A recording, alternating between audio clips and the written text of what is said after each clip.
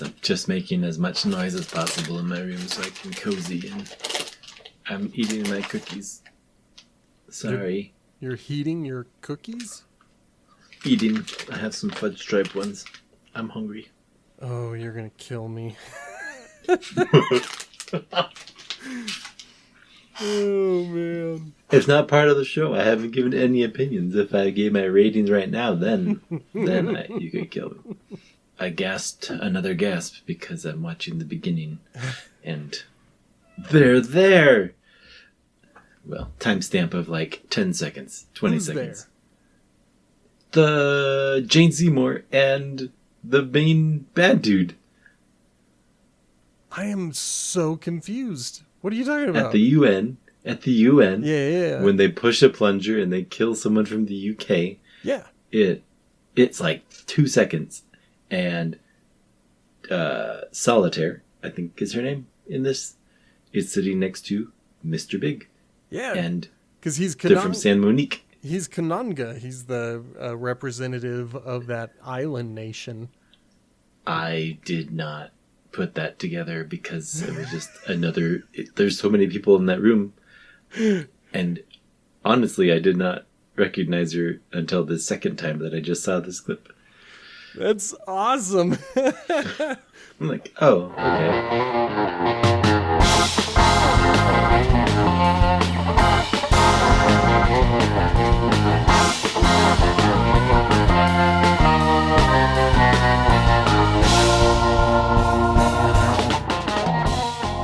Hello and welcome to Potato Chip Pictures, a movie review podcast that looks at movie franchises. We are in the Bond universe now, and my name is B. Sammy Davis. I am Justin. And this week we looked at Live and Let Die, the very first of the Roger Moore James Bond movies. This was quite the experience. I think we're at the 8th movie. It is Guy Hamilton directing again. He did the last movie. He did Goldfinger. He was given, let me see if I can find those notes. He was given a budget of $7 million, returned $161.8 million. This one? Yes. This one. This one. That. I'm going to get into it in just a moment, but really quick, this is the second book that Ian Fleming wrote. There are parts of it that are very true. Famously, the one thing that is not true to this book is that the character of Solitaire was supposed to be black, and she was supposed to be the main love interest for Bond. So that's interesting. Otherwise, we are in Ian Fleming's universe, according to the things I have heard, because once again, I have not read any of these books. One day I might, but I am just a movie reviewer. The translation from page to film was not my cup of tea. So, I mean, to hear that it's true to the book, I don't think I would enjoy the book. Well, there is one thing that the filmmakers added that was not true to the book at all. And that is the character that I warned about, who was fully fleshed out this time around. And apparently, in the universe of Bond, the character of J.W. Pepper is invented here, conceptualized here, but I still argue that the sheriff from Las Vegas was kind of the proto-sheriff for Pepper, personally. You said, offline, you've said that he's only in 2 movies? Or did I believe he's only in 2. I think he's only in 2. He feels so familiar. He was so annoying. So popular in this movie. He was written into the next movie, even though it makes no sense for him to be there. I'm about to say, aren't they like in, I guess, San Monique or whatever? I thought they were in, well, I don't know where San Monique is. Florida? Oh. Right, same. For this movie or for the next one? for this one. Yeah, this one they're in Florida, and then I think in the next one they're in the Philippines. And we're gonna get more the sheriff out pepper. there. Yep. Nefarious reasons, obviously. Yes, they'll explain themselves, but it is one of those things where audiences love the racist sheriff, and then the actor was cast in all sorts of things to be a racist fat guy. Maybe that's... I thought he was in more Bond films because it felt like I recognized him and hated him far, far before this movie. Yeah, I don't even think it was the same actor as the sheriff from the last movie. If it is the same actor, he really did dial it to 11, but I don't have a lot of interest in looking it up. But the premise for Pepper, at least, was the fact that they did have real life issues with, I think they were in Alabama for the actual shooting, and they had deputies coming in to try to shut down the shooting because they had black drivers on camera. And this was still segregation South, and they were like, how dare you? We're going to shut this whole thing down. And the producers were like, all right, we'll take our money and go. And then the governor was like, wait, we're going to let you shoot. Maybe not. So because they were so frustrated with the deeply racist South of the early 70s, they decided to create a character to give a big middle finger to the South, and instead the whole world was like, yay, he's the best. He's the worst. I know. Like, this, what a different world, because man, the loathing I feel for this guy. I was pleased that you said it was only 2 Bond films, because may I never have to see him more than one more time. So, like, and they jam him in the middle of, what, a 10-minute boat chase montage? Yeah, and otherwise exciting boat chase that just every time they start having fun again, they'd start tapping on the brakes and being like, hey, don't forget there's a racist guy around. Don't forget, he's going to say boy a lot. Everybody slow down. Yeah. We got to look at the racist guy for a bit. It's like a train wreck. Yes. Yes. Well. So a lot of people call this the racist one. And okay. We are in the era of cinema called the exploitation era. I think it first starts with black exploitation, which is kind of it's a two-way sword of making movies cheap because you can hire black actors who will do the same work and at the same quality as white actors, but for significantly less money. But then you also have the rise of a lot of really great actors. You get cultural landmarks like the movie Shaft that exists because of this period of filmmaking. And you have a mostly black cast in this movie. A lot of black actors who have very important roles for this movie. They are not background people. They are toe-to-toe with James Bond. So I don't know if it's fair to call it the racist movie, because this movie has a lot of really good black actors on camera for a lot of the movie. I understand, and I think I'm okay with it being called the racist one. I was just about to say, and then to discredit everything I just said, it was written by a white guy who had absolutely no idea how to write black characters, and the only person who spoke against him was the main villain, Yaphet Kotto. He was the one who was like, this is not how black people speak. And so he's the only black actor in the movie who speaks like a human being, because everybody else just read the white man's script and read their cartoon character lines. Yeah. Man, it really falls apart in that third act for me because it just implodes and has no consistency, at least from what I can follow of the action. We'll get to that scene, but the lead up is not great. The suspense, the mystery, everything. It's not my favorite, and then it just falls apart when Bond has to win. Yeah. Like, okay, obviously it's his movie. Yeah. Obviously he's supposed to win, but there's no danger. I feel like I would say when we get to the scene,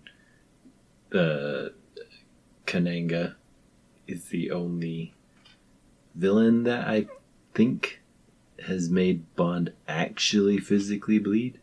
Like, oh, yeah, I don't know that any of the other, they threaten him, but this is one where he comes up and he slashes him very surgically, and it's like, ooh, yeah. I don't know. Is this the first time that Bond's been like touched?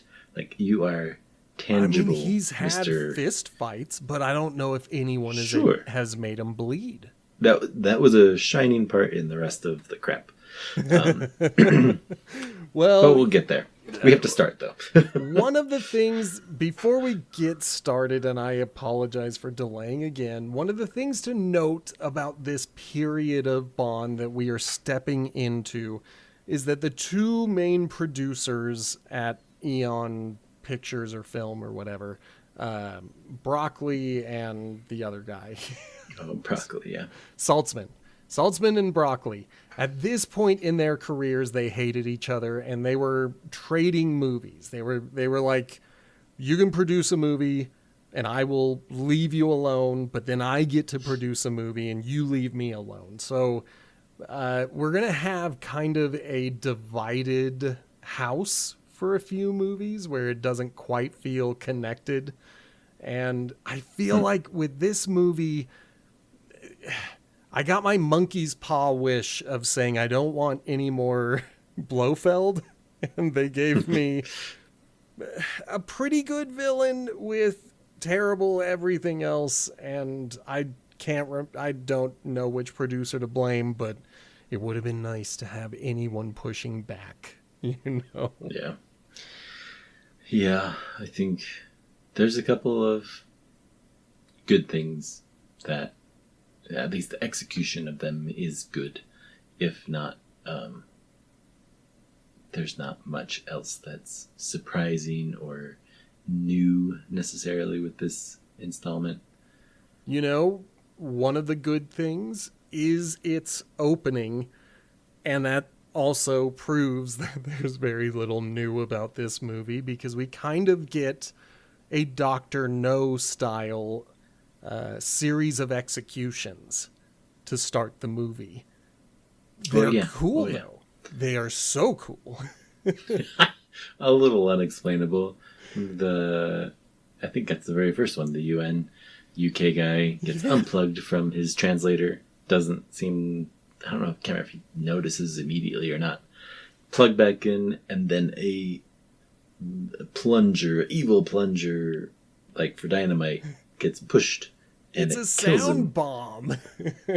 Sure, I guess that could kill you. I mean, I feel like it would just blow your eardrum and then you feel pain and then you're deaf. But I mean, it gives a very bad picture because by slowly descending the plunger, it makes it look like there is a slow kill happening. But remember, when a plunger goes down, the explosion is instant and it is powerful. So if we're going to go with the concept of a sound bomb, something happened in those headphones that was quick and powerful. Like, we got to suspend disbelief. Let me like my UN But it's kill. like 20 seconds. It's like 20 seconds in. I'm like, what did they... Like, I don't know. I feel like sometimes the deaths can be borderline explainable, and that one I did not just like made me chuckle. Death. Was it Death number 2, where they go Plus to Snake, San Monique, the Caribbean nation that Kananga is the leader of, and have the voodoo ritual to kill someone. Yeah. I think that's the second one. It could be the third assassination. It's the weakest of the 3. It's the one that I don't like. But I think the second one is the musicians. Yeah. That one. The third one is the snake. Is it the second one with the parade and the band? Yes. Okay. Yep. That one I love. I really do love it. It's an interesting lead up to the assassination. I was not quite expecting him, even though the first guy died. But it was a nice kind of, what do you call it? Suggestion that something is planned and there's all the people involved, but we can do it nice and quietly, and then we're done. You're dead. It's a massive organization where even this like seeming civilians on the street are in on it. Oh, it is so eerie, so cool, so smooth to stab a guy and bring a ready coffin that has a doorway at the bottom so that you can put someone inside of it. Like, that's so good. In terms of stunt work, I'm like, how did they... It must have had like bars or something to hold on to like pull yourself up and hide inside the coffin, because if they did it quick. If they did it in one take, on camera, then they would need the actor to be involved in holding himself up. But it's also possible that they were just smooth and they did it multiple times. Sometimes putting down the coffin over him, sometimes lifting up a coffin with an empty street, but always hitting the same rhythm and doing it enough times that you can edit it together. I'd have to watch it again to know, like, if it looks like a cut. I just wasn't paying close enough attention. I was totally lost in the fiction, just in that theater. I really enjoyed it, but then it's brought down immediately by the voodoo ceremony.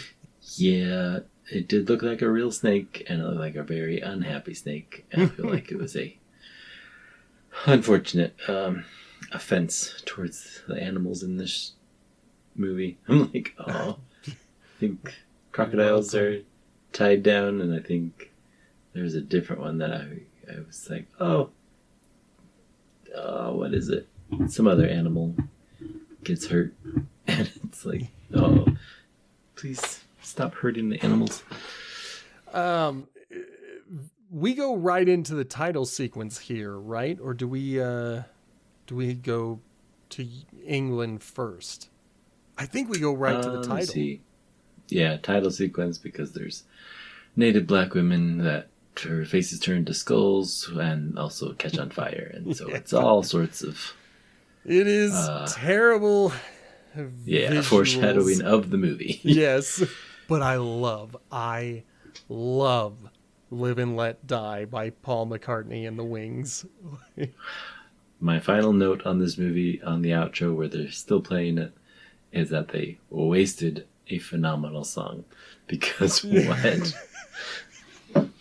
At least they put it in different parts of the movie. There's some parts where it is played together with some action, where other Bond films felt like they were quiet during the action. Or they'll try to put it into the love sequence if they have the pop song, and they'll do the Bond theme over the action. And I do think with this one they were willing to experiment more with the Live and Let Die theming and put it throughout the movie. And it is one of my favorite Bond songs. Like, it's definitely my favorite Paul McCartney solo song. Most of them I need to listen to like 20 or 30 times, and then I'll start to enjoy them. But this one, I love it out of the gate. This is just such a banger. It's a good one. Of all of the Bond ones, this is obviously the best so far. Yeah, Have we? so far, you're going to say this is the best one Oh, okay. so far. Yes. Okay, I'm Of with all you of them, there. I think maybe I liked, what was it? I can't even remember which one it would have been now. Did not like, shoot. I'm blanking on the rest of the songs. Well, There was we one haven't. sung by a lady. I can't remember which one There it was is. Cheryl Bassey who did two of them. She did Goldfinger and Diamonds Are Forever, and I enjoy both of her songs. You Only Live Twice was okay. That was another. I think that was These Boots Are Made for Walking. Nancy Sinatra. Does that sound right to you? I think there was a Nancy Sinatra, but I can't remember which. So I think she Song. did You Only Live Twice because it was a male. It was. We're gonna. I almost don't want to edit out any of this just to drive people insane. But with Thunderball, it was a male singer. I hated the movie. No. I hated the song. It was. Yep. I'll pull it All up. bad. Tom Jones. Oh. Thunderball. It was like you literally said, bad movie, bad song, everything was bad about it. But Tom Jones, I love What's New Pussycat. That's like one of my favorite songs of all time. Like, it's a great song. So you can't blame it on the singer. Thunderball just sucked as a song. Yeah. A whole bunch. A whole heap. I think, really good Beatles. I was going to say, I feel as though we have now entered the post-lounge singer era of Bond. Maybe that's unfair to say, but I do feel like everything that we have had before that has been the pop song has been singer. Yeah, exactly. Whether male or female, they have, even From Russia with Love, which only played in the background of the movie, was another lounge song. And then, of course, the two that don't count are Dr. No, which had 3 songs for its opening title because it couldn't pick a lane, and On Her Majesty's Secret Service, which only had an instrumental opening theme song. But yeah, Live and Let Die, we have entered the rock and roll era of Bond, and he comes out with a whole lot of racism. Yeah. Oh boy. See, and I'm trying to reconcile it because exploitation, Bond is British. Mm-hmm. The director's American. Nope, We started he's off also British. Everybody in production is Where British. is this? Where's it coming from? The British is really This is happy the to be period racist of filmmaking. also. This is just the style of the time. Like, this is kind of the charm of Bond being such a long-lived franchise, is that you do get these little time capsules of history. And at the time, exploitation is the flavor in cinema for like the early to mid 70s. Everybody is going to be filming outside of Hollywood to find the cheapest, most exotic places. They're going to find local performers, put them in front of a camera, and not know what to do with them. And audiences are going to eat it up. Because it just works. People are just like, wow, I love this. And so the exploitation is that they're getting it for cheap, and they're exploiting an audience that just doesn't know what the rest of the world looks like. Yeah, I did, once we get out of like M and get the mission stuff, we get to a very, we've already been to the San Monique area, but Bond ends up at some sort of hotel. Oh, before he gets there, he gets to an airport, and it's like, oh yeah, when's the last time we saw on an airport? Yeah, like this first used to three be his movies, favorite thing. yeah, flying on an airplane. I forgot about the that. character that is wearing a white hat, black and white face, split down the middle, because it felt reminiscent of like the character in the Disney movie, the frog. Oh, is it the Princess and the Frog? The Princess and the Frog. I did find that this Wikipedia does have information on this sort of voodoo figure, and it still felt like, is this what I would see if I asked somebody in San Monique about I can't even remember his name, Samedi? Baron Samedi? Character, and how much of this is the exploitation. Here's what you can imagine it looks like, because it's just so doesn't feel great. The big thing to remember is that it's a white guy writing this who does not have a lot of interest in anything to do with black people.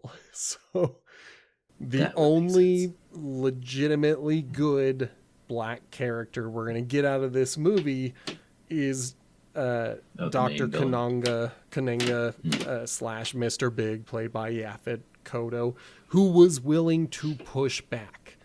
You know, he would just talk to Guy Hamilton and be like, this is not how black people talk to each other. But if he's not on camera, everybody's just talking like a cartoon character, and that sucks. And so I don't think anything that is shown to be the occult or voodoo, I don't think any of it is even dipping a toe in reality. I think they looked at a cartoon and wrote their movie based on it. That would follow pretty closely with the experience of watching this movie, because I think everybody except the main character is one-dimensional. Yes. And it's a shame, because at the end of the day, despite their shortcomings, frankly, I do really like Kananga and his three gimmicky henchmen. You've got Teehee with the claw arm, and it's a terrible looking claw arm. Like, they really should have done a little bit more work in the prop department, but he's got that wonderful smile and a very memorable face on screen. So I love Teehee. Terrible prosthetic arm, great character. Baron Samedi, he's a cartoon character, and his character is going to be a million times better in Princess and the Frog. And then you've got Whisper, who is the really big dude, but can only whisper. And that ends up being like pivotal to the plot at the end of the movie, that Whisper can only whisper. But so all three of them have their charm and they have their gimmicks. They're just poorly written, but I still love the visuals. I love that they are in the movie. I do think about at least Teehee and Whisper. Baron Samedi, I'm more likely to think about Princess and the Frog, frankly. I usually forget that he's in this movie. Even when, the fake version of him gets shot in the head towards the end, like, that doesn't stick with me. There is nothing about Samedi that I really like. That shot part is just knocks this movie even further down my list of would your average person enjoy this. I can tell you I didn't enjoy it, and well, and I'd say average. I'm gonna bring this ship back on course. One of the other things that I hate about this movie is that we never get Q, and we only get one gadget from the Q branch, and it's that stupid magnetic watch that's only going to be used for sex. I don't remember him using it at all during the movie. To actually use it, he tries to pull a boat towards himself with the crocodiles, but it's tied up. Okay, good. You are right. And at the end, it is a rotary saw, so it cuts through the bones. Somehow. So they just added another tech to it. I was like, oh. At the end, it was a surprise. Like, oh, this thing actually can cut. Okay. I mean, it might have been helpful in other moments, but that is awesome. I completely forgot, and I'm glad that happened. So I do like. Well, we get a new Felix Leiter. That's just tradition now. Either Felix Leiter. Maybe he is a code name, and Bond just keeps meeting new guys, but he's familiar with them every time. So I think it is the same character and not a title. And I'm going to say that with Bond here as well. Oh. He's the same Where are Bond. you living? Are you character, title, or are you still in the multiverse that doesn't exist for another 30 years? It's difficult because they do just change them. I think with what's his name? Felix Spectre or Bond? Guy. Spectre Blofeld. being gone, Blofeld being gone. I'm more inclined to say it can be the same person portrayed by someone else because he doesn't have to recognize anybody except Felix and M. Yeah. So I'm fine with that, and yeah. At least in this movie they don't do any meta references to it. They really only ever did that with On Her Majesty's Secret Service, and I think they will only ever do that. But I don't know. I don't remember the Timothy Dalton movies. We'll get to experience them. Yep, it's going to be fun. So far, New Bond has been all right. I like his accent maybe better, but that's about it. I just had this rush of memory come back. So, New Bond, one of the things, and I pointed this out in the last movie, was that people were saying that Bond was looking old when it was Sean Connery. And I even said, like, do you notice that he's got a lot of gray hairs in this? Like, they're really portraying him to look like an old man. And I think he was like 50 something at the time. No, he was like 43 because famously Roger Moore is 2 years older than Sean Connery. So they went with an even older man as the replacement after making a big deal about how old Connery was. And doesn't he end up doing the most films? Yeah, he's got the most. He is at 7. 7 to Connery's 6 to Craig's 5. Those are our top 3 Bonds. By the numbers, people. We'll do episodes about individuals and whether or not they were all they were shaped up to be and all that. But right now, Lazenby is my bottom of the list, with Connery only barely above him just because he's got a few more movies. But if we had to look at just this movie, Roger Moore does not impress me. He's fine. No. He's okay. I hate that. I don't know. He is so much more deceptive than Sean Connery's Bond. Like, M and Miss Moneypenny crash his pad when he's got the girl over, and he has to hide her. We find out that she works for, I think it's the Greek government, and they're looking for her, and he's like, yep. I don't know what's going on.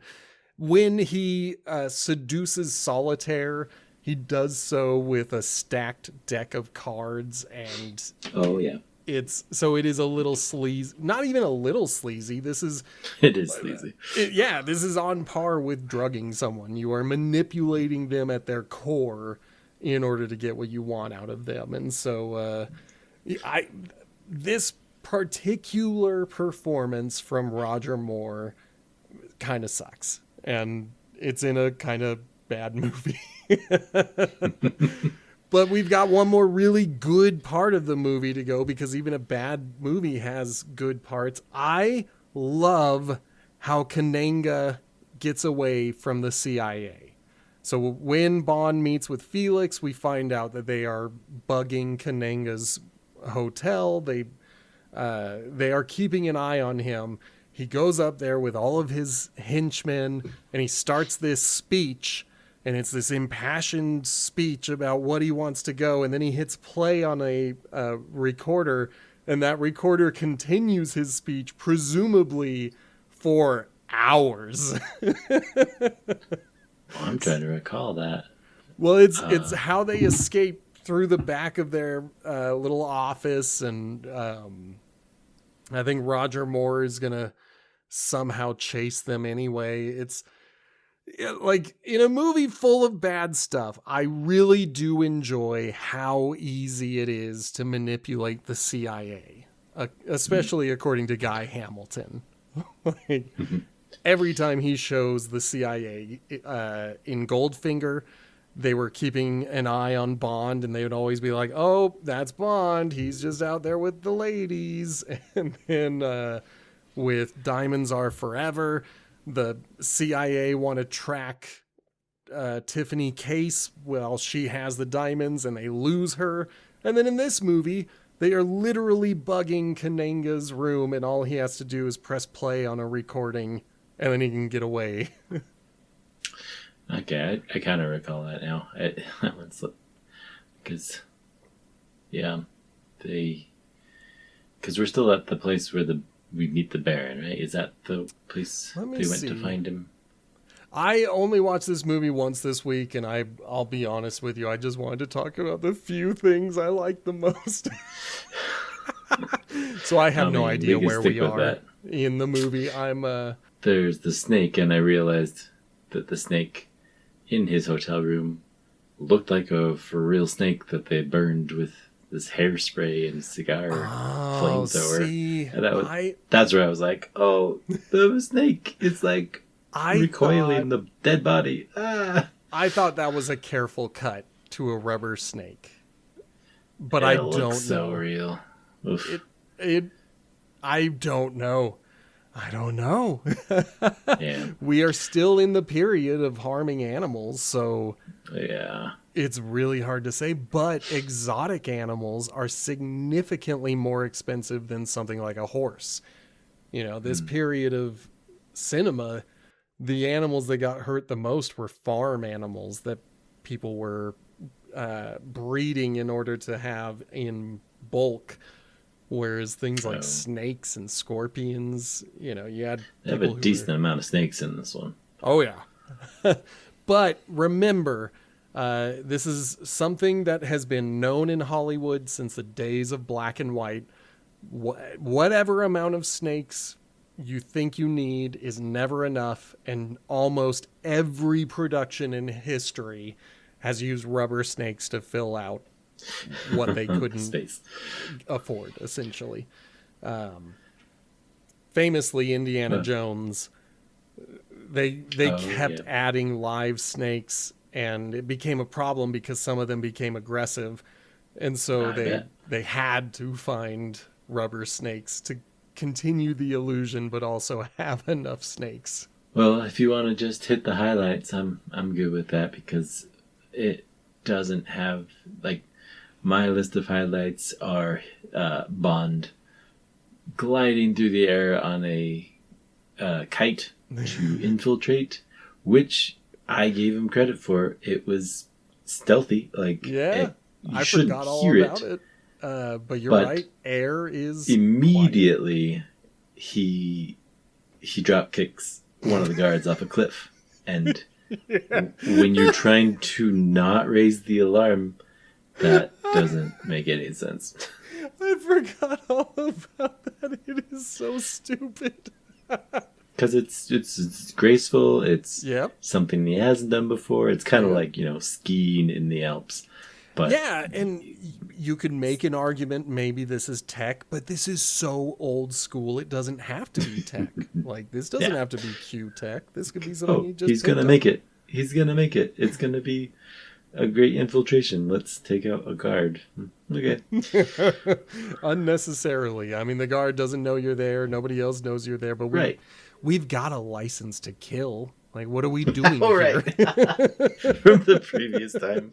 You haven't been killing anyone recently, Bond, so we're now he's going to kill everyone. Put you on the bench. Oh man. That was one of my highlights. What's yours? Well, despite her being a cartoon character, I really liked Rosie Carver. She was a former Playboy bunny, so she was obviously comfortable with her body. But she is a surprisingly great character, and I think that is all because of her actor, Gloria Hendry. She was so good, and it's just a shame that her part was written so poorly, because I kind of got lost in her moments of the movie until she is taken out of it. And I was like, I want her to be the Bond girl. I'm into this, but as we know, like, this was a very racist time, and they were worried that if Bond, like the main romance was a black woman, the South wouldn't carry it in the U.S. So that, and since the U.S. is the biggest movie market during this period of film history, you can't limit release by saying, all right, well, Bond's going to kiss a black woman as the final girl and then lose that entire market, Yeah, that tracks for the time period. Yeah. So that's the reason we don't get any romance with Rosie Carver, but I also like the way they wrote around it, where Bond tries to seduce her and she says something like, Felix always said there would be, or Felix warned me about moments like this, and Bond is like, oh, I have a reputation? Like, no way. Me? I never. I am such an innocent man. So, even though art is being limited by history and the time, we do get a really fun moment that fits in the universe. I really like that. That's a highlight to me as well. And I was shocked when it turned out she was a double agent, and Rosie? Yeah. Yeah, I guess.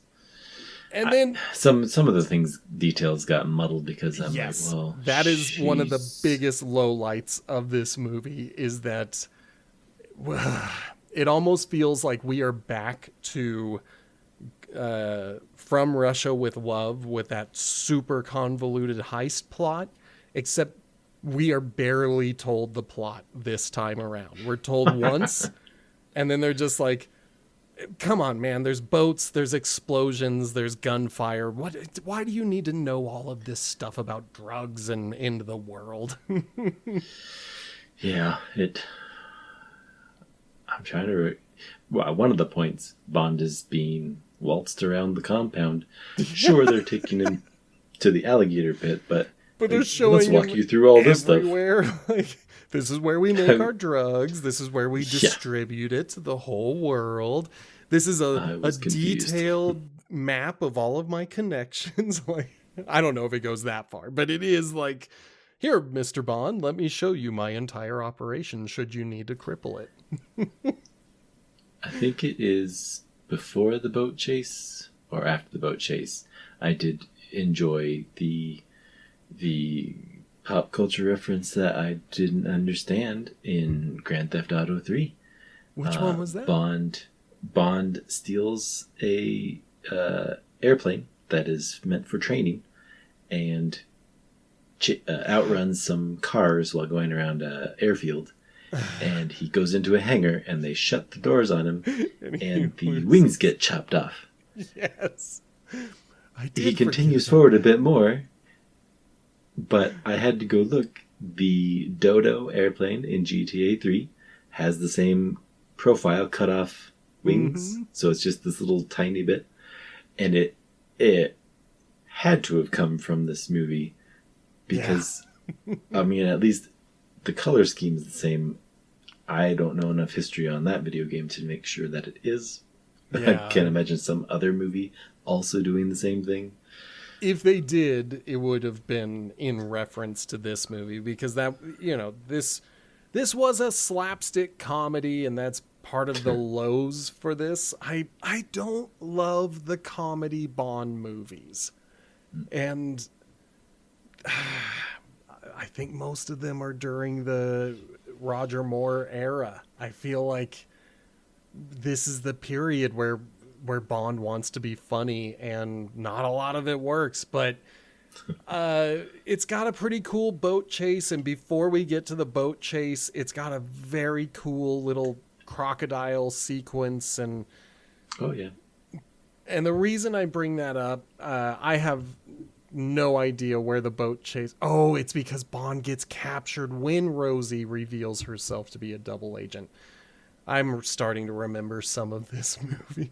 Rosie's reveal is part of the weakness in this movie because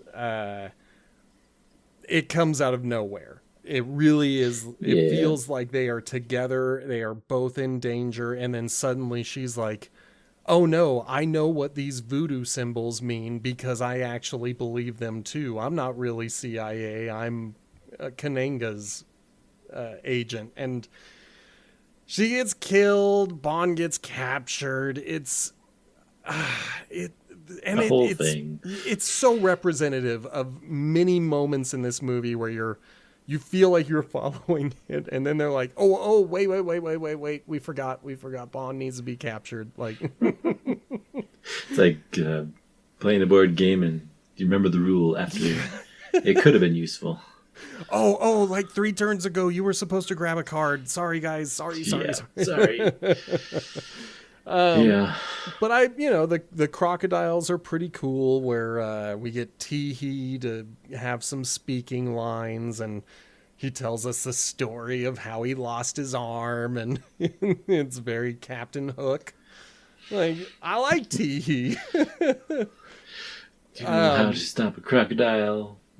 Whatever. Yeah, it does. I do catch the slapstick comedy feel. Yeah. Bond even calls the Teehee guy a butter hook when he can't I grab forgot something. about that. It's stupid ridiculous. Line. It's so horrible. Like, that joke doesn't land at all, type of line.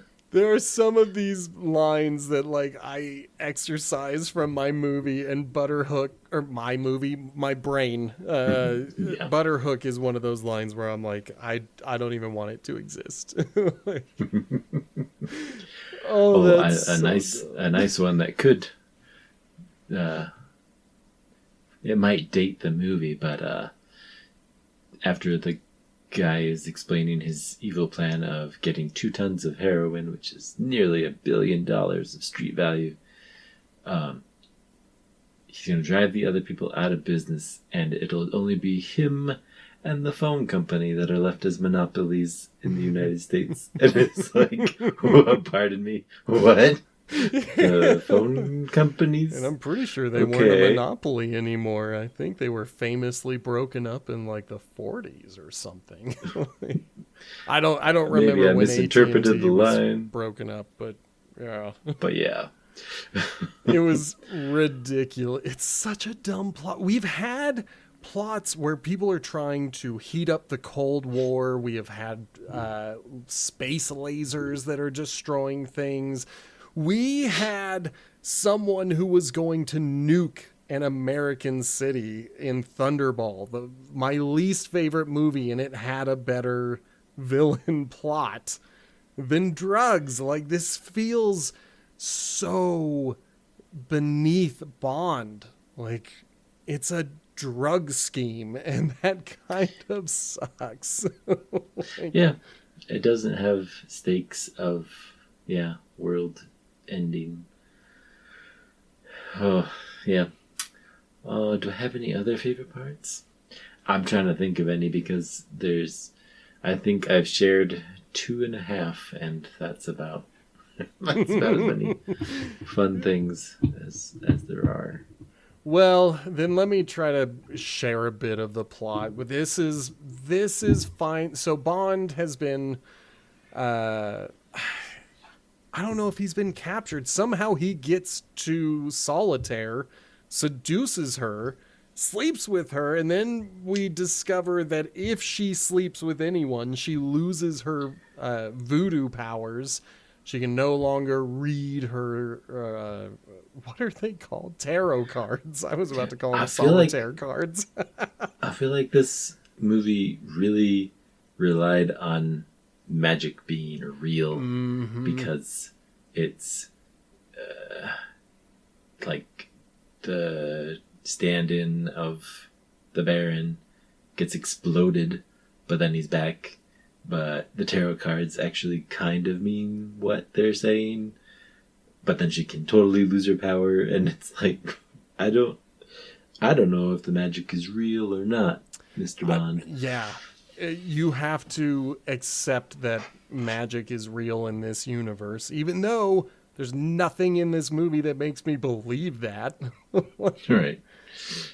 And then part of me is like, well, is that the commentary of this movie? Is the fatal flaw for the villain his undying faith? You know, he believes this so hard.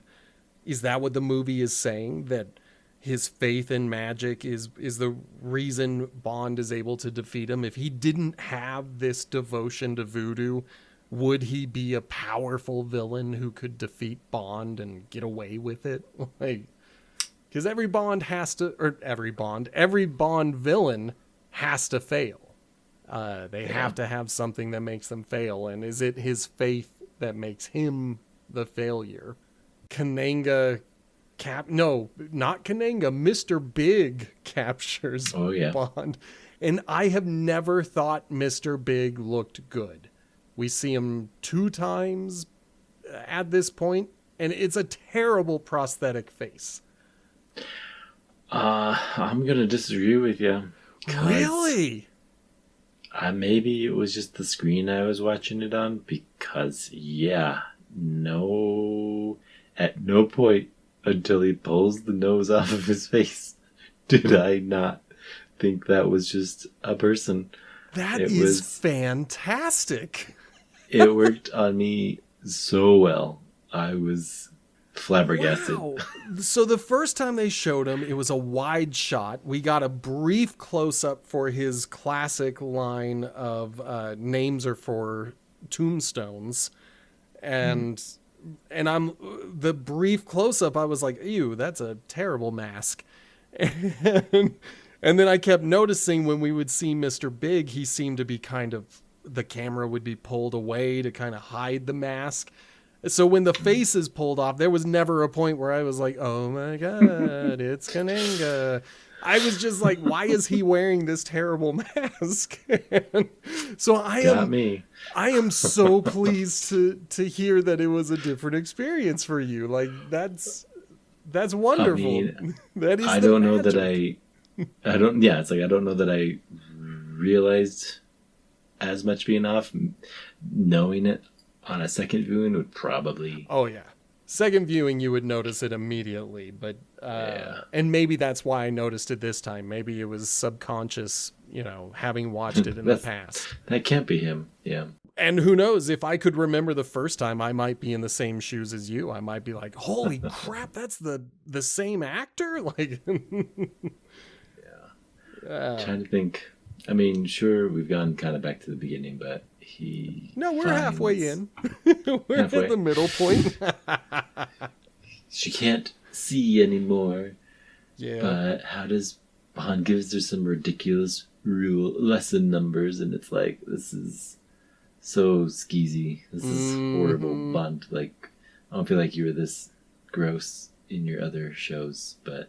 Yeah. And the second act of this movie is really heavily dependent on their having had sex. Like, No, yeah.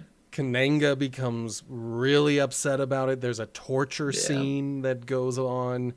Baron Samedi is reintroduced for the first time, and it's strongly suggested that if Solitaire lost the magic, he could fill that role temporarily. But I just, because I don't believe any of it, this just kind of puts me to sleep. I don't feel the danger. Like, we're back to a low point in the movie by having it be so heavily dependent. And then, of course, it's just luck that gets Bond to survive this torture scene, because for some reason Solitaire is able to fake her way through a tarot reading.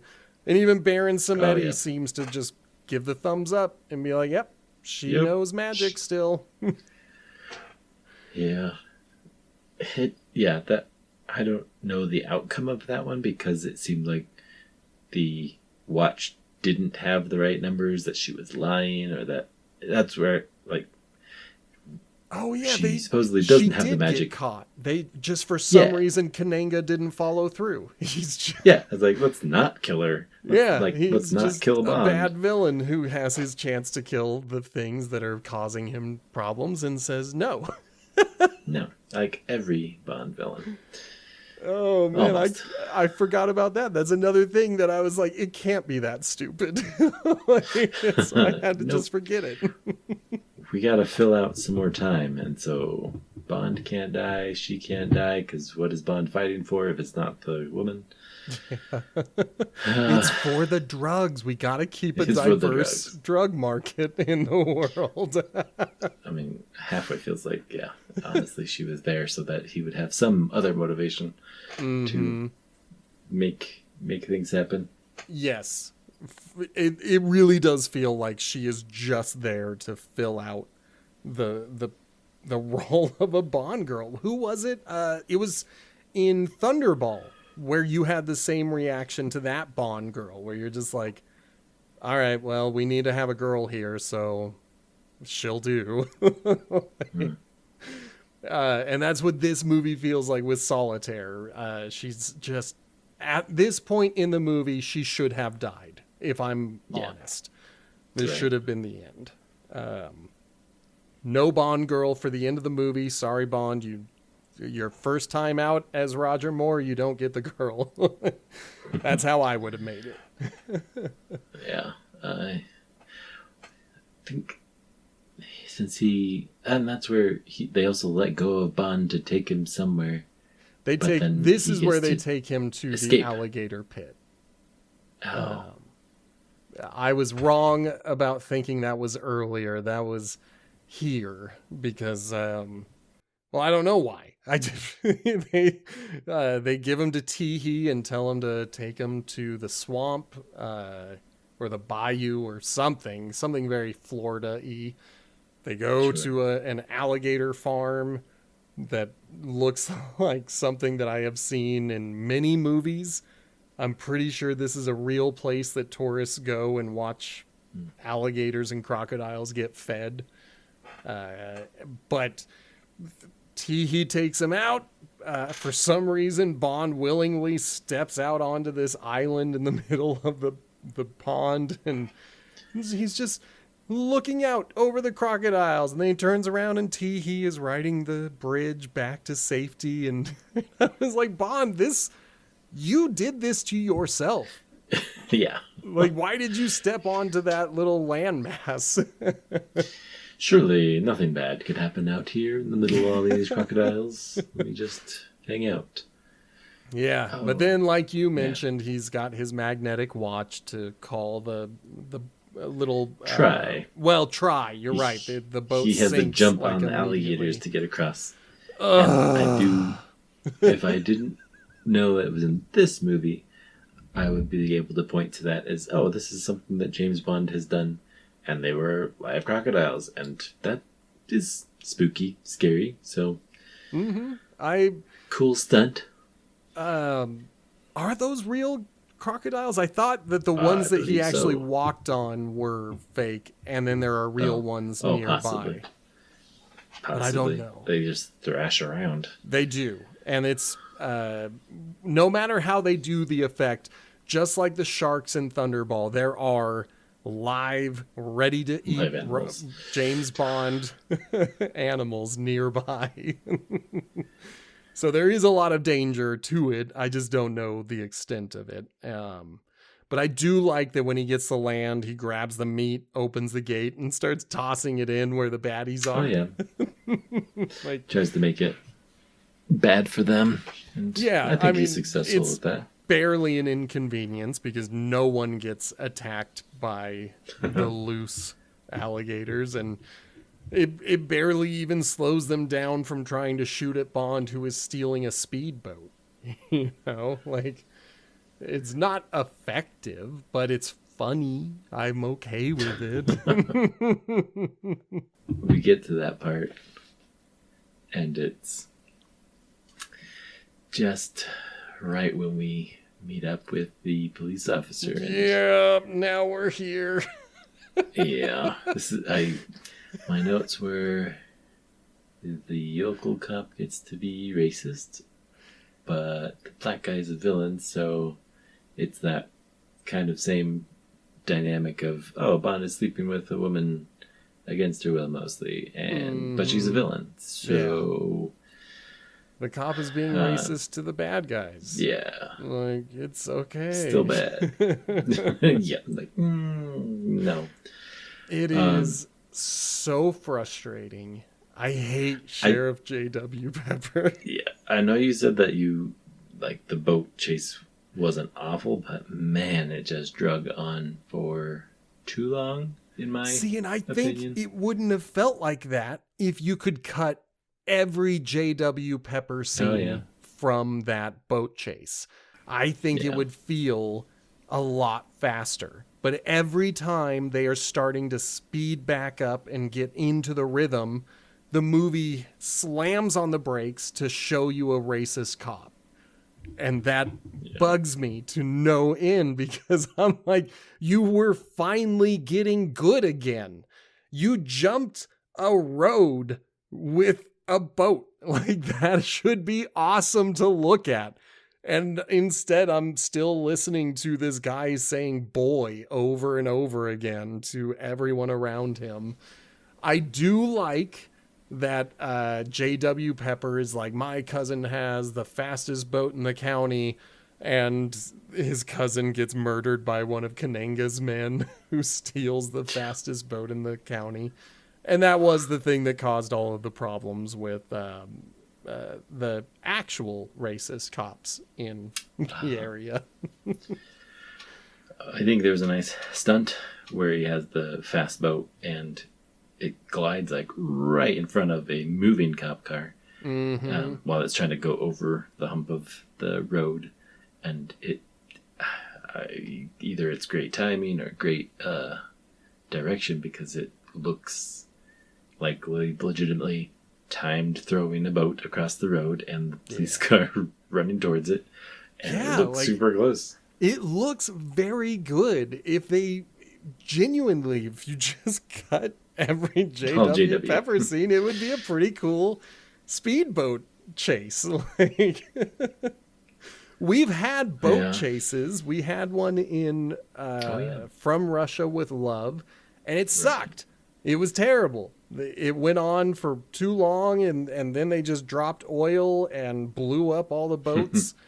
Then we had another boat chase in Thunderball with the yacht and the off-camera military shooting at it. But that's only one boat, and most of the danger is shown on a green screen, so it doesn't work there either. And now we finally have boats that are kind of fun to watch, and they ruin it with a cop. Yeah, I did, trying to piece together where the plot goes from there. He does defeat the superboat. Essentially stops at Felix Leiter somehow. Oh yeah, like, I genuinely don't remember how the CIA gets wise to the fact that it's Bond who's in this high-speed boat chase, but he's the one who's there. J.W. Pepper shows up trying to arrest Bond, but then the state police have to pull him away and speak to him gently. It's the end of his slapstick scene for the movie, thankfully, and this is one of those things where audiences then were incredibly stupid. Because if you look at On Her Majesty's Secret Service, audiences then hated George Lazenby and hated the movie, whereas audiences today are like, you know what? The movie was good. Lazenby was good. He should have had more. And then this movie, audiences were like, we love Pepper. We love Pepper. And now audiences today are like, oh, please, someone cut him out of the movie. It doesn't get better from there, though, because he has to go rescue her. Yeah, and they rush to the end of the movie, and I think it's the worst finale yet. I even think Thunderball had a better finale than this movie does. You know, with Thunderball, you had a fist fight in an out of control yacht, and the bad guy died in a somewhat convincing manner. Whereas this movie, you've got this really hokey looking layer that almost looks like it was from You Only Live Twice, except it's not as dangerous as a volcano layer. It's just like some underground drug emporium, and it seems like they're just going to drown Bond and Solitaire. I mean, at first they're going to kill Solitaire in a voodoo ceremony. Bond saves her. We briefly mentioned that Baron Samedi arises to perform the ritual, and Bond shoots him in the head, but it's just a terracotta facsimile of Samedi, and Samedi rises in the next grave, but Bond doesn't want to shoot him. Send out the terracotta first, because what if somebody shoots it? Yeah. And then how they have to do that every time. Guns can only shoot one bullet, like but somehow he's able to save Solitaire and himself. He shoots. Eventually he finds, and I don't think he shoots him. I think he hits him or something. He gets him into a coffin. He has to fight him with the machete. Yeah, and somehow he gets him into a coffin with venomous snakes. So we think Samedi is dead, but we'll get back to him. I don't know that. Sadly. Oh wait, no, doesn't he disappear? He's dead. He gets seemingly killed when he's punched and he falls into the venomous snake's coffin. Right at the end. He does this big jump, and so functionally he is dead now. Well, like I said, we'll come back to him. Yeah. But for some reason, Bond and Solitaire go into the layer. They take Samedi's elevator down and go into the layer.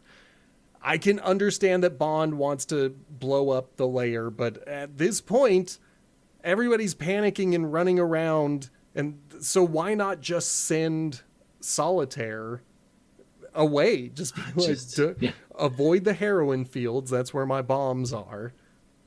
Just, get around there. But nope, he takes her with him. They both get caught, and I think this is where we see the saw function of the magnetic watch, if I remember correctly. Yep, he ties him up. They get him above the shark water, and he cuts his forearm because the sharks will be drawn towards that. Yep. But it, fair, good, fine. The way that he disposes of the main villain, we first have to set up. He got some sort of oxygen capsule gun. It's compressed gas used What's it supposed to do in the first guns. place? I have no idea if it's a real technology, but that's what they call it in the movie. So. He shows it to him, I don't know where he got it. Yeah. But he shoots a couch that overinflates and pushes Whisper just off of it for comedic effect. It's cute. It's fine. In a bad movie, bad movies are allowed to have their moments, and I like the inflating couch. It's ridiculous. It was too ridiculous for me. But Whisper sells it. I like it. I'm fine with the couch only.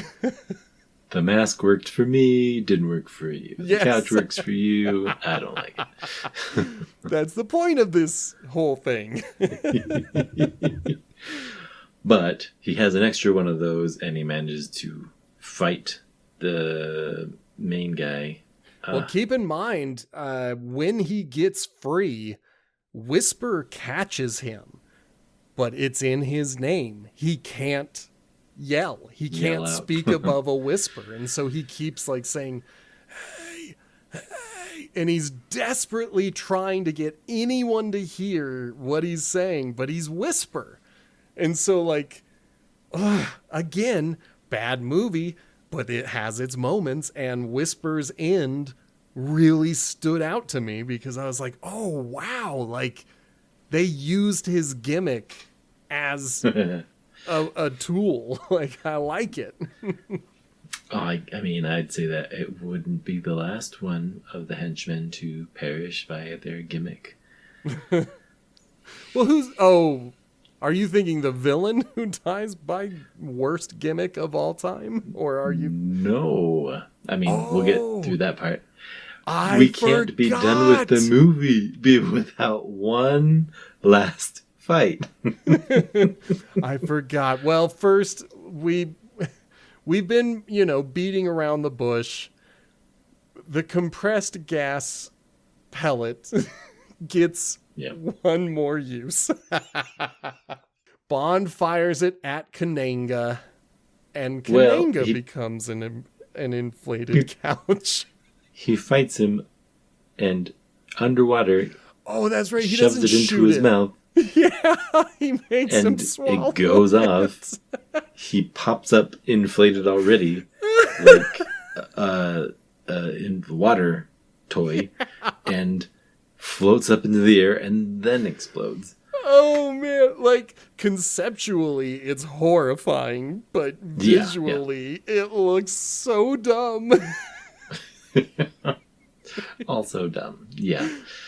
It is probably the worst Bond death, at least so far. I can't remember anything from the future that is dumber than a person becoming a balloon and exploding. Again, conceptually terrifying. Being inflated and exploded. I think of the movie Kick-Ass, where they have a wood microwave, like an industrial wood microwave, that they throw someone inside and eventually they explode.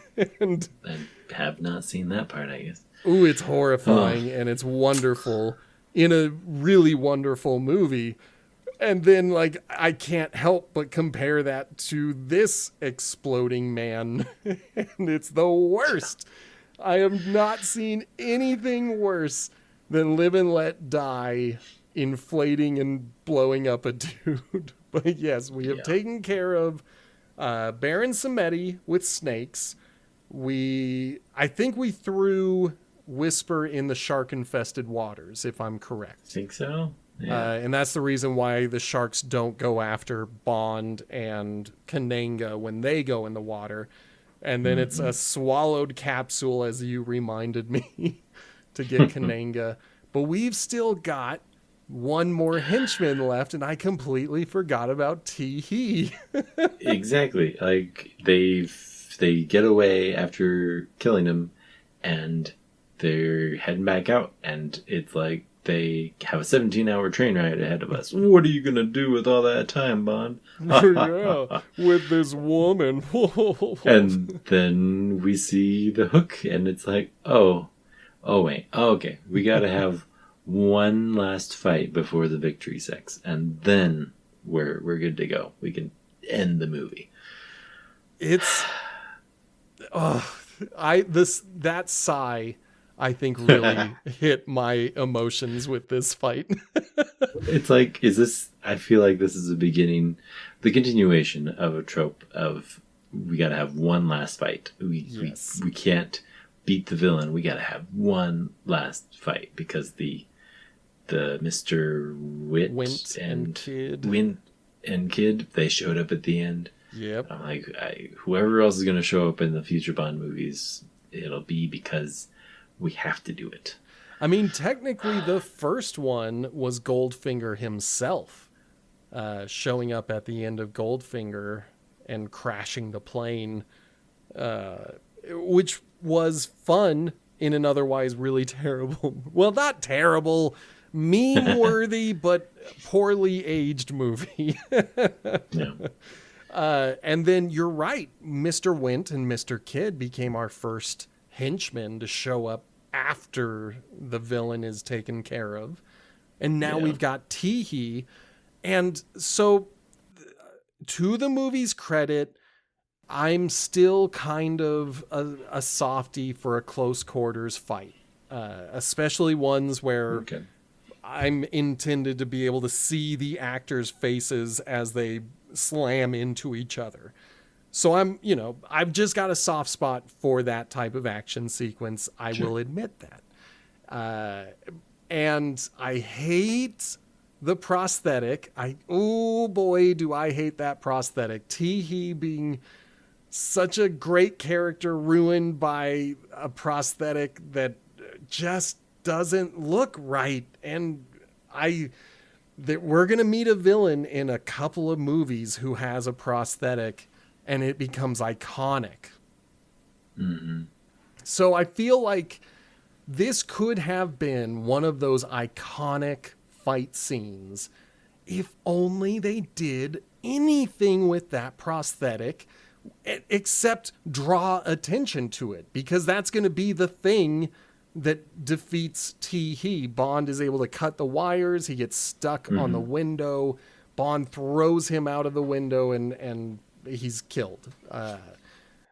So it should be an incredible kill, but because that prosthetic looks so bad, I think it just pulls you out of the movie and it ruins a really good moment. And then you're like, all right, movie's over. We lived through it, and we get one more terrible moment.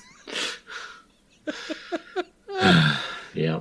As the camera pulls away, it takes us to the front of the train, where on the cattle bumper, Baron Samedi is riding and laughing at the camera. And why?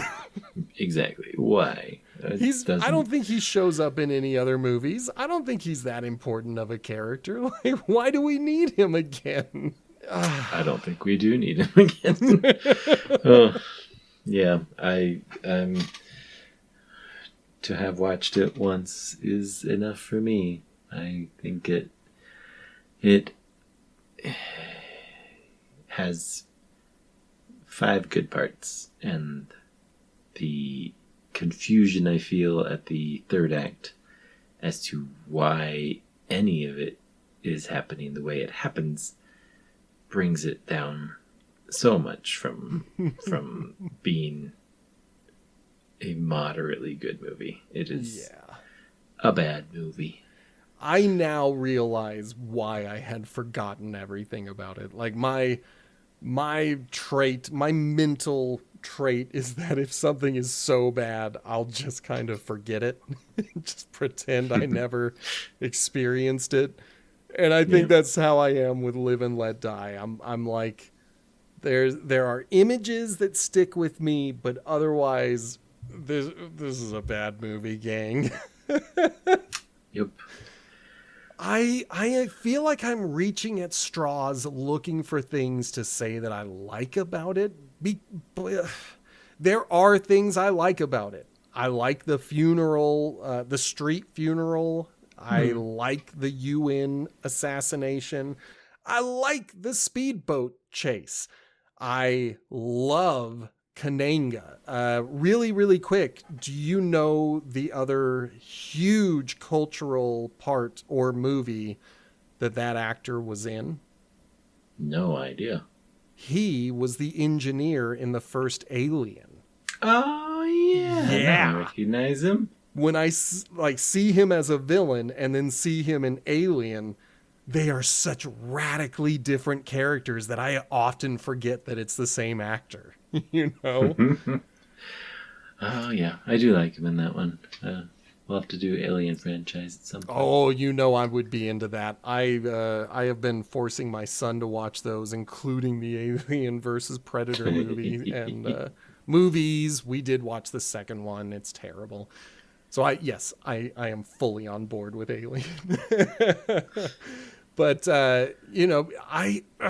you said watching it once would be enough, and I'm sitting here thinking about it, and like, I've seen movies like Dolomite and Shaft and Foxy Brown and, movies either during or inspired by the exploitation era. Some of them were good, some of them were bad.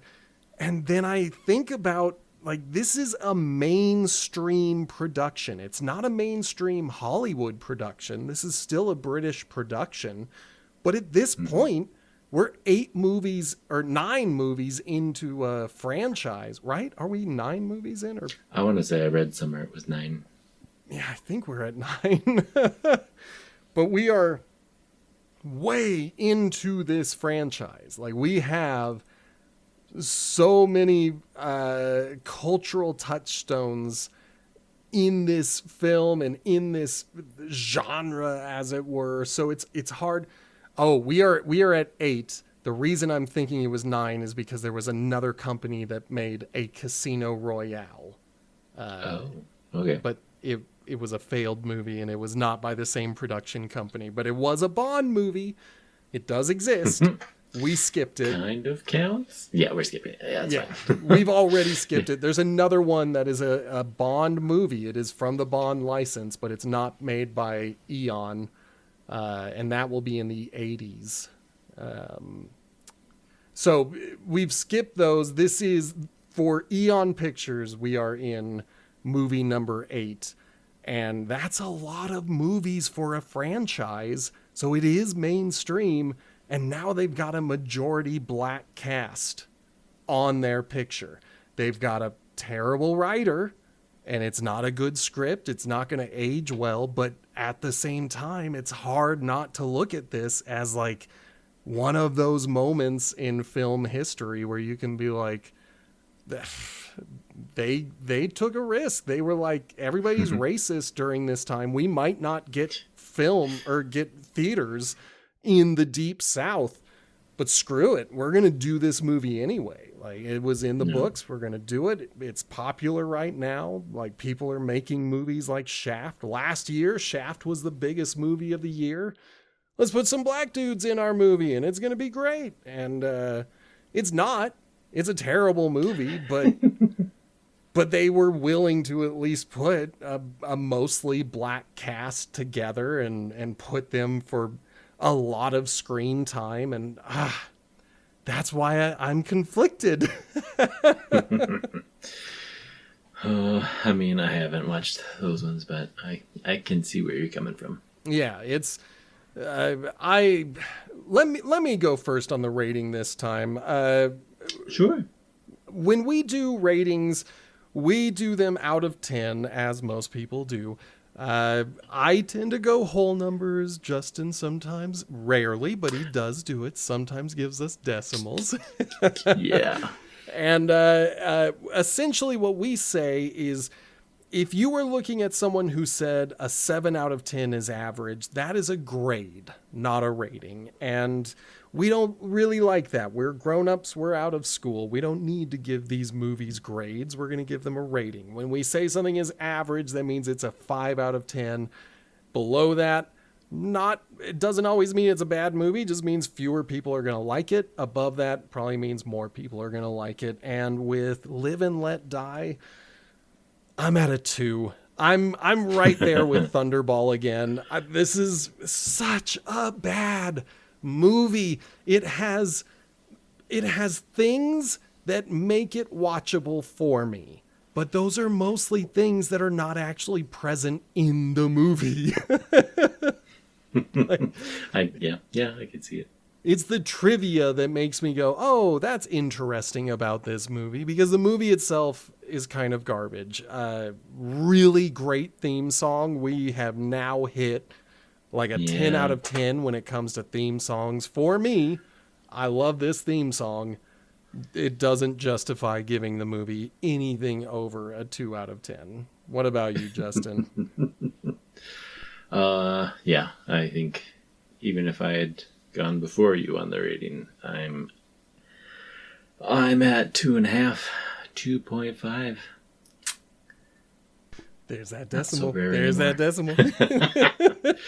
Mostly because it was around a 3 before JW even showed up, because it was just, and then we get JW, and then we get the voodoo Bond has to save the white woman, and it's so awful. It is so awful. Oh man. So I think when we were about halfway through, I was at a 5. I was like, okay, well, I'm having fun. It's not perfect, but I'm having fun. And then it became really cartoonish for a while, and I was like, all right, I'm down to a 4. Then we meet J.W. Pepper, and I'm down to a 3. And then we have the whole voodoo ceremony, and I'm down to a 2. And I don't know. I don't want it to go below Thunderball, but it really just is a bad. I feel like it is such an unremarkable film, at least of me knowing about it, that when I saw the open credits with Jane Seymour, I had to go verify, this is Dr. Quinn, right? She was a Bond girl? I have never heard of this movie. One of her earliest roles. It said introducing in the open credits, so I was, it might be a really, really early one. So I think her character, I think she did a fine job at it. It was interesting to see someone committed to something that wasn't evil, like the evil ones that we've had so far. They're like, yeah, I'm gonna be a boss and an evil lady. This one's like, these tarot cards are working for me, and you just screwed that up, James. She really is just an employee. She does not feel like a lackey. She's definitely not a henchman. She really does feel like someone who's just on payroll until Bond shows up and ruins her job. Yep. So apparently she had been in a few, not much, like she had been in a couple of movies before this, and her first big movie was in 1970, but it was I'm trying to think. I think she was just well, I don't know, I've never heard of the movie, I don't want to speak to it, but her big breakout movie was this one in 1973, and she was cast in a major television role for the Wundin Lane. I have no idea how to pronounce that. It's another British thing. But yeah, like because of this movie, she started getting bigger and bigger parts. She was in Battlestar Galactica. Like, she was in Amadeus from the 80s. Like, holy crap. Interesting. Yeah. Yeah. So yeah. This was more of a launching point for her than most other people, because I don't think a lot of the other Bond girls, some of them who didn't have careers before that didn't really have careers after that, and then the ones who already had careers just continued. Like Halle Berry, she was big before Bond, and she stayed big after Bond. That's about all I got on this one. Rearview mirror, please. All right, fine. I'll take us out of here. If you have been enjoying this, why don't you interact with it on whatever platform you are listening on? Be that Spotify or Apple, or, you know, if it's a comment, a review, if you're going to like it, whatever it is for that platform, it helps us out a ton. If you want to interact with us, the best way to do it is to email us, potatochippicturespod@gmail.com. We have a YouTube and a TikTok. We also have an Instagram that I don't really check often, but I do upload there. TikTok got its life extended by 75 days, so I'm going to have to continue to create shorts for TikTok. So that is going to be solid and firm for a while. But subscribing to us on any of those platforms is immensely helpful. It is a really good thing to do for us. Is there anything you want to add or announce, or I don't know, anything that you want to say for the end of this before we get out of here? Did you say what the next one was? I have not said it yet. Is it better? Well, No. it's got a title that you absolutely know. It's Okay. not the last Guy Hamilton directed. Oh, wait. Oh, It's The Golden Gun? it is The Man with the Golden Gun. It is the last Guy Hamilton directed one. I was at the wrong part of my page. We're still in the exploitation era, baby. That's all I can say about this next Okay. movie. Okay. There are things that we might like, things that we might hate, but just remember, this is the 70s. From like 1970 to 1975. That is a unique portion of film history. Just prepare yourself. I'm going to just say that about that. So, my name was B. Sammy Davis. I'm Justin. We're going to have Potato Chip Pictures and James Bond returning in The Man with the Golden Gun. Thank you guys so much for listening. Goodbye. Bye.